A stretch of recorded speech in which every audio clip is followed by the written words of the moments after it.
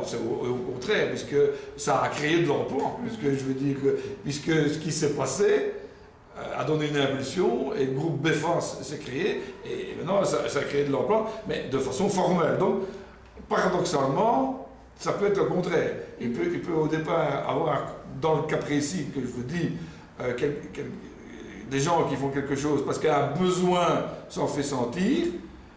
Au départ, c'est du bénévolat, et après, ça se structure et ça crée de l'emploi. Donc ici, c'est le contraire, évidemment. Hein. Mais il peut y avoir des dérives à certains moments, des gens qui prennent des bénévoles pour ne pas prendre un travailleur salarié. Ah oui, alors évidemment, oui, mais ils vont prendre des bénévoles pour ne pas prendre un travail salarié. Mais ça, si c'est dans ce cas-là, le bénévole peut toujours effectivement arrêter.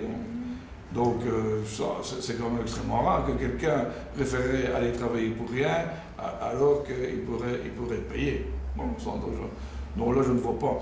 Et puis pourquoi est-ce qu'on fait du bénévolat?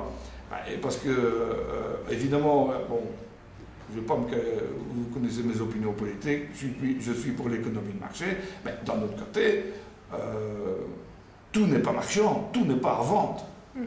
Ça c'est clair, il faut bien faire la part des choses. Il y a l'économie de marché, j'estime que c'est l'économie la plus efficace. On a essayé de faire autrement derrière les ex-pays de l'Est, je pense pas que ça ait marché. Même la Chine communiste, du temps de Mao, en 1960, il y a eu 3 millions de morts, de faim. Ça n'existe quand même plus maintenant, des famines dans les pays émergents, comme son nom l'indique. Donc l'économie de marché a quand même eu la preuve de son efficacité, puisque même la Chine est passée à l'économie de marché. Hein. Donc il n'y a quand même plus grand-chose à part la Corée du Nord, qui n'est plus en économie de marché. Je crois que ça a prouvé son efficacité. Mais effectivement, il y a l'économie de marché, le part pour le marchand. Je n'ai jamais dit que tout devait être marchand, qu'on devait vivre nécessairement dans une société où il n'y avait que le marchand et que tout était le marchand. C'est une part de la société. À côté de ça, il y a évidemment le domaine non marchand. Le bénévolat en fait partie.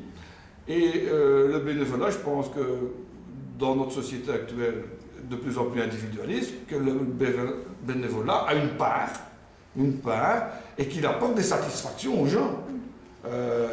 On fait du marchand pour gagner sa vie, il faut gagner sa vie, mais dans le bénévolat, et je viens justement vous parler de ce que j'ai fait, d'un souvenir inoubliable, ça vaut tout l'or du monde, et dans le bénévolat, on ne fait pas ça non plus pour que ça vous cause du déplaisir et de la peine, évidemment. On n'est pas sadomaso, mais c'est parce qu'en dehors de l'aspect d'ordre pécuniaire, profit, ça vous apporte des satisfactions personnelles en termes d'amitié, de solidarité, ici, comme je vous dis, de savoir qu'on a sauvé une vie, il ne faut même pas aller jusque-là, de savoir qu'on a aidé les gens, ça apporte une satisfaction, ça dépend des individus, mais on peut éduquer, je pense, les individus à ça. Ça ferait peut-être partie de l'enseignement, à mon avis, un rôle essentiel à jouer. Et ça fait partie de la culture d'une société. Et si on est éduqué à ça, à réserver une certaine part de bénévolat, ben, je pense que spontanément, les gens feront du bénévolat et que ça va se répandre de plus en plus dans la société. Mais ça, c'est une question d'éducation. Mais de toute façon, on en retire une satisfaction personnelle.